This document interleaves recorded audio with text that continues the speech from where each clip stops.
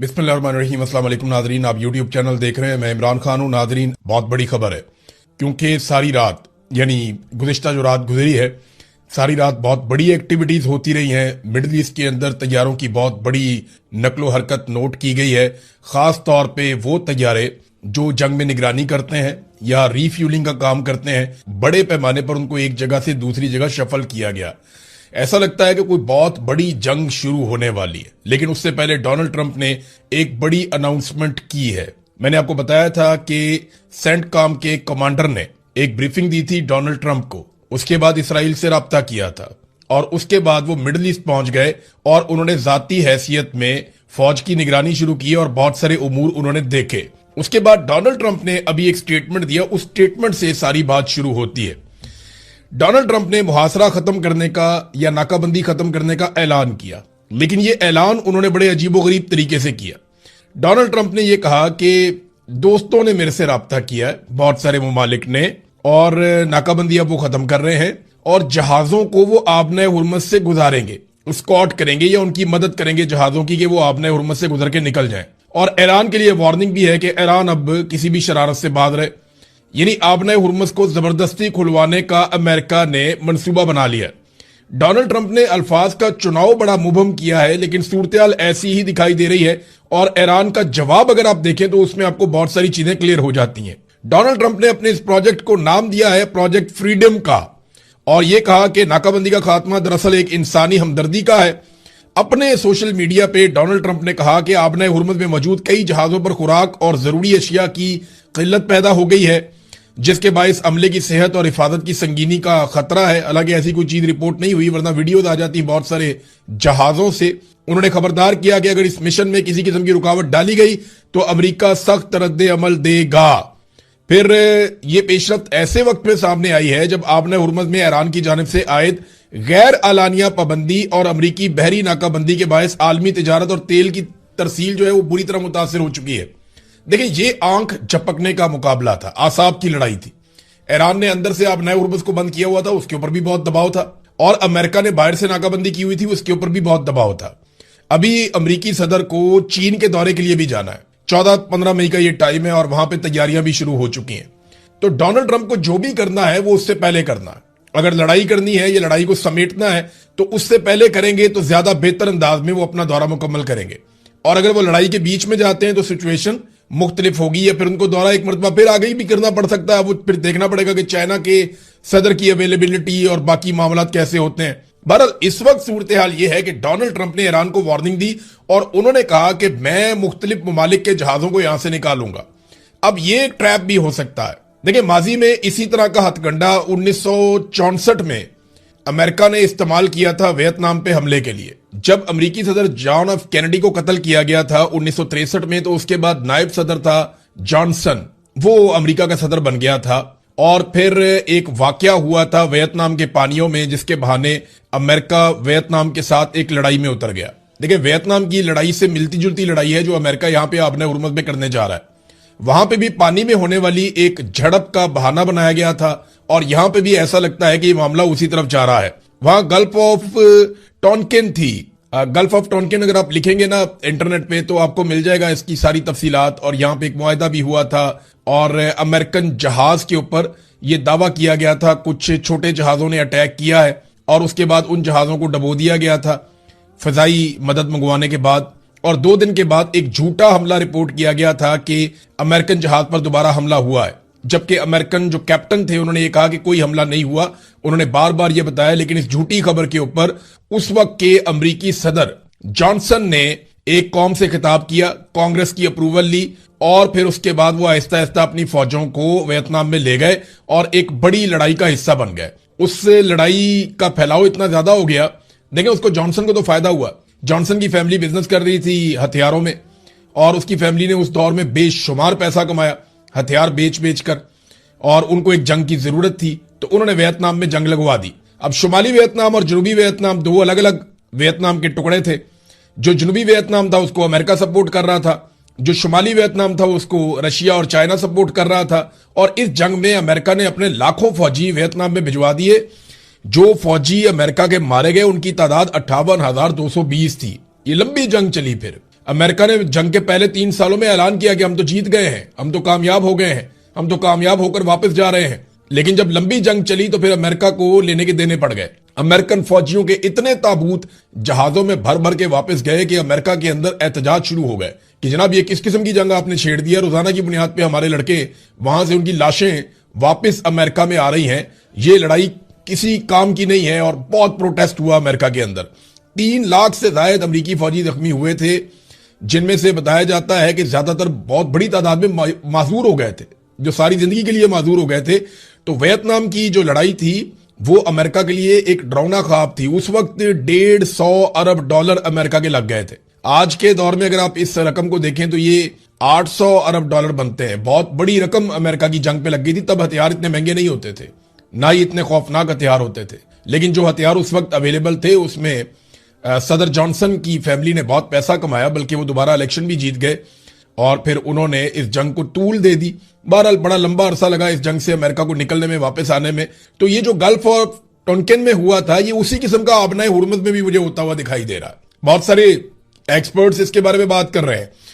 कुछ एक्सपर्ट्स ने इसके बारे में क्या कहा, ये मैं आपको पढ़ के सुना देता हूं कि कुछ एक्सपर्ट्स इसके बारे में क्या कह रहे हैं। वो कह रहे हैं जंग का एक जवाब बनाया जा रहा है। ट्रंप ने अमरीकी बहरिया को आबनाए हुर्मुज़ में तजारती जहाजों की हिफाजत के साथ गुजारने का हुक्म दिया है, जिसे बाकायदा नाम दिया गया है प्रोजेक्ट फ्रीडम का। अब वहां से जब अमरीकी जहाज निकलवाएंगे बहरी जहाजों को और जो तजारती जहाज हैं उनको, तो ईरान ने आबनाए हुर्मुज़ के करीब लंगरअंदाज जहाजों को फौरी तौर पे ये हुक्म भी दे दिया है कि यहां से हटके दूर चले जाओ। इमरान खान जिस दिन बाहर आ गया, इनके पल्ले कख नहीं बचेगा। इमरान खान 1 लाख बंदे से भी बात करता था ना, तो पिन ड्रॉप साइलेंस हो जाता था, लोग उसकी बात सुनते थे। यहां पे चंद दर्जन लोग हैं वो चुप नहीं हो रहे, उन्हें पता है यार छड्डो बड़ा दफा करो ना, इनका मैंडेट है ना कुछ और है। वो बेचारे किसी की सिफारिश पे आगे, कोई कहां से आगे बैठा हुआ है, किसी का कोई काम फंसा हुआ है, किसी को कहीं से टिकट दे के लाए हुए हैं, कोई बेचारा अपनी नौकरी के चक्कर में बैठा हुआ है वहां पे। तो ये सारे लोग वहां पे अपनी अपनी बातें कर रहे हैं। नवंबर करीब आ रहा है और मुल्क भर में तहरीक शुरू हो सकती है कि फील्ड मार्शल अपने घर चले जाएं, बहुत हो गया। उन्होंने मुल्क और कौम को बहुत नुकसान पहुंचा लिया। अब कोई डिजर्विंग और प्रोफेशनल बंदा आए जो फौज को सियासत से दूर लेकर जाए। फील्ड मार्शल खुलकर सियासत कर रहे हैं, ये मईशत में दखलंदाजी दे रहे हैं, सियासत में दखलंदाजी कर रहे हैं, दाखिली और खारजी मामलात में दखलंदाजी कर रहे हैं। लिहाजा ये क्योंकि अपने आइन और अपने हलफ के मुताबिक नहीं चल रहे और इदारे की हजीमत और एक बदनामी का बायस बन रहे हैं, जो इमरान खान साहब बार बार कहते भी है। लिहाजा अब ये ओहदे से हट जाए और कोई दूसरा बंदा आए ताकि इदारा जो है वो बेहतरी से चल सके। अब मुल्क भर में अवाम एहतजाज कर रहे हों कि आसिम मुनीर घर जाए और इदारे को मजीद तबाह ना करें, तो इदारे को मजीद तबाही से बचाया जाए, अवामी नफरत से बचाया जाए। दुनिया भर में यही मुतालबा अगर गूंज रहा हो तो दबाव का लेवल क्या होगा, दबाव बहुत बढ़ सकता है। लिहाजा मेरे ख्याल में इस दबाव से बचने के लिए इमरान खान साहब की मुलाकातें बंद कर दी गई हैं और अब उनके केसेस भी नहीं चलने दिए जा रहे और साथ ही साथ माफी तलाफी की कोशिश भी की जा रही है। माफी का सादा मतलब यह है कि आप हमें चलने दें, हमें चलने दें। यानी अगर इमरान खान साहब इस बात पे मान जाते हैं कि ठीक है आसिम मुनीर साहब अपना काम करते रहें, तो इमरान खान साहब जो हैं वो फिर उनके लिए आसानियां पैदा हो जाएंगी। लेकिन इमरान खान साहब ये खुद कह चुके हैं कि अगर मुझे कुछ हुआ तो उसके लिए रिस्पॉन्सिबल आसिम मुनीर साहब होंगे। वो ये भी कह चुके हैं कि आसिम लॉ चल रहा है पाकिस्तान में। वो ये भी कह चुके हैं कि आसिम मुनीर साहब के इक़्तिदार को तूल देने के लिए जो जो कुछ हो सकता है वो मुल्क के अंदर किया जा रहा है। तो इमरान खान साहब बड़ा कैटेगोरिकली और क्लियरली कह चुके हैं कि तमाम मसाइल के लिए जिम्मेदार आसिम मुनीर साहब हैं। और अब इस वक्त महीना चल रहा है अगस्त का, बीच में महीने रह गए 2, सितंबर और अक्टूबर, और इनमें अगर पूरी दुनिया में और पाकिस्तान में ये तहरीक बहुत तेजी से बढ़ती है, इमरान खान साहब इसका ऐलान कर देते हैं कि जनाब हम ये चाहते हैं कि आर्मी चीफ तब्दील किया जाए, फौज बहुत ज्यादा पोलिटिसाइज हो रही है, और उसके सबूत में ये सुहेल वड़ाई साहब के कॉलम भी हैं, उसके सबूत में बहुत सारे टाउटों के बयानात भी हैं जो बार बार कहते हैं टाउट आके उनके बिहाफ पे आर्मी चीफ के या मिलिट्री एस्टेब्लिशमेंट के बिहाफ के ऊपर आके वो धमकियां लगाते हैं। और इसके अलावा कभी ताजिर, कभी कोई और, डोनाल्ड ट्रंप से मुलाकात, ये सारी चीजें जो हो रही हैं ये सियासत के अंदर मुदाखलत है जो फौज को नहीं करनी चाहिए। लिहाजा अगर ये तहरीक इस तरह खड़ी होती है तो फिर मुश्किलात बढ़ेंगी। अब फैसल वाडा साहब और फवाद चौधरी साहब जो है वो जोर लगा रहे हैं, इन दोनों ने आके टीवी प्रोग्राम में कहा जी कि चलें अब निकले इसमें से, माफी तलाफी करें, मामला खत्म करें। लेकिन इमरान खान साहब कहते हैं जी मैंने माफी नहीं मांगी। वो इसके लिए तैयार ही नहीं है कि वो माफी मांगे। फैसल वाडा ने एक और स्टेटमेंट दिया। एक तो वो नून लीग को बहुत लताड़ा देते हैं। फैसल वाडा ने कहा जी कि नवाज शरीफ और जरदारी कोई आसमान से नहीं उतरे हुए, इनको भी रगड़ा लगेगा जो कुछ इन्होंने किया पाकिस्तान की फौज के साथ या ये वो। क्योंकि फैसल वाडा साहब फौज के नुमाइंदे हैं ना, फौजी तो नहीं है लेकिन वो एक्चुअली एस्टेब्लिशमेंट की नुमाइंदगी करते हैं और वहीं से उनको सेनेटर बनाया गया है। उन्होंने एक और बात की, उन्होंने कहा पीटीआई की क़यादत इमरान खान को जेल में रखने में कामयाब हो गई, ये इक्तदार के मजे लूटते रहेंगे। सवाल मेरा सादा से ये है कि इमरान खान पे जाली केसेस सारे क्या पाकिस्तान तहरीक इंसाफ की क़यादत ने बनाए? क्या इमरान खान को जेल में पाकिस्तान तहरीक इंसाफ ने रखा हुआ है? क्या इमरान खान की लड़ाई पाकिस्तान तहरीक इंसाफ के साथ है? क्या इमरान खान की बीवी को पाकिस्तान तहरीक इंसाफ ने जेल में रखा हुआ है? भाई ये सारा काम तो पाकिस्तान की मिलिट्री एस्टेब्लिशमेंट ने किया है, जिनके बिहाफ पे फैसल वाडा साहब आकर बात करते हैं। तो क्योंकि फैसल वाडा साहब के मालिकान ने, या जिन्हें आप एस्टेब्लिशमेंट कहें पाकिस्तान की, उन्होंने इमरान खान को जेल में रखा हुआ है, तो फैसल वाडा साहब उनके बिहाफ के ऊपर यही सारा इल्जाम शिफ्ट करके पाकिस्तान तहरीक इंसाफ पे लगा देते हैं। और पाकिस्तान तहरीक इंसाफ के कुछ भोले भाले लोग हैं, वो उठ के अपनी क़यादत के ऊपर चढ़ दौड़ते हैं। देखिए ये जरूर है कि तहरीक इंसाफ में बहुत सारे लोग कमजोर फैसले करते हैं, इमरान खान साहब जो कहते हैं उस पर अमल दरामद नहीं करते या नहीं कर पाते या कंप्रोमाइज हो जाते हैं। लेकिन यह कहना बिल्कुल गलत है कि इमरान खान को जेल में पाकिस्तान तहरीक इंसाफ ने बंद किया हुआ है। नहीं, इमरान खान को जेल में पाकिस्तान की मिलिट्री एस्टेब्लिशमेंट ने बंद किया हुआ है और किसी ने ना बंद किया है, ना किसी और की इमरान खान को ऐसे बंद करने की जरूरत है। फैसल वाडा ने यह भी कहा कि फील्ड मार्शल का किसी के साथ 1-on-1 इंटरव्यू नहीं हुआ। फील्ड मार्शल तौसी नहीं ले रहे, तसलसल को तौसी का नाम नहीं दिया जा सकता। अब इसका मतलब सादा यह है कि तौसी लेने का मतलब यह होगा कि 5 साल के लिए नई नौकरी शुरू हो जाए 29 नवंबर 2025 से, और फिर 29 नवंबर 2030 तक आर्मी चीफ के ओहदे पर रहे फील्ड मार्शल आसिम मुनीर। अब तसलसल का मतलब यह है कि 3 साल जो पिछले गुजर गए वो गुजर गए, यहीं से 2 साल और वो कंटिन्यू कर लें और 29 नवंबर 2027 तक फील्ड मार्शल आसिम मुनीर रहे। लेकिन अभी 3 महीने पड़े हैं और ये बहुत टाइम होता है, 3 महीने में बहुत कुछ हो जाता है। जनरल बाजवा भी एक्सटेंशन के ख्वाब लेकर बैठे हुए थे और अगस्त में उनको लगता था कि उनकी एक्सटेंशन को कोई नहीं रोक सकता, दुनिया इधर की उधर हो जाए, जनरल बाजवा की एक्सटेंशन को रोकना नामुमकिन है। जनरल बाजवा यही समझते थे। लेकिन फिर कहां गए बाजवा साहब? आज कोई उनका नाम भी नहीं लेता। जितनी मर्जी आप बाजवा को, मैं इसलिए बुरा नहीं कहता कि अब वो बेचारे के पल्ले ही कख नहीं है। आज जितनी मर्जी आप बाजवा को गालियां दें, कोई फर्क ही नहीं पड़ता, कोई आपको जवाब ही नहीं देगा, ना कोई उसका केस लड़ने के लिए आएगा, ना बेचारा खुद अपना केस लड़ने के काबिल है, बेड़े ही गर्क हो गया बेचारे का। कोई चीज उसके पल्ले नहीं छोड़ी और यही सियासतदानों ने इससे फायदा उठाया, बाद में उसको लात मार के बाहर निकाल दिया। मरियम नवाज को सुन कोई नहीं रहा। और वहां पे दावे क्या हो रहे हैं? नंबर 1 कि महंगाई 40 से 3% पर आ गई। तो आज जरा मैं आपको क्लियर कर दूं कि 40 रुपए वाली कोई भी चीज 3 रुपए की नहीं हुई।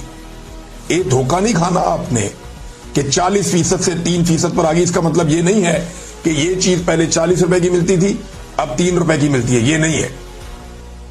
वजह यह है कि पहले ये चीज 40% की रफ्तार से बढ़ रही थी इसकी कीमत, और अब इतनी बढ़ गई है कि आम आदमी की पहुंच से बाहर हो गई है।